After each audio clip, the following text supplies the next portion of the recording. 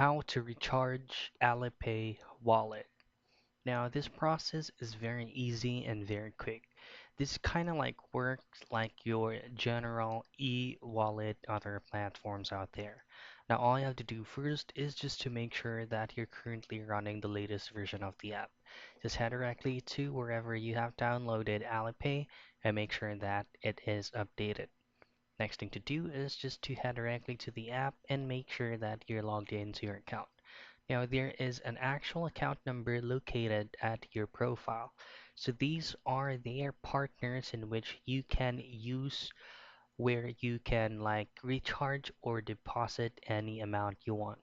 So you can try to use BPI, TrueMoney, EasyLink, Boost, Gcash, or even Tinaba. So all you have to do is just to copy your Alipay account number, input it there, and you're good to go. And that's how you recharge your Alipay wallet.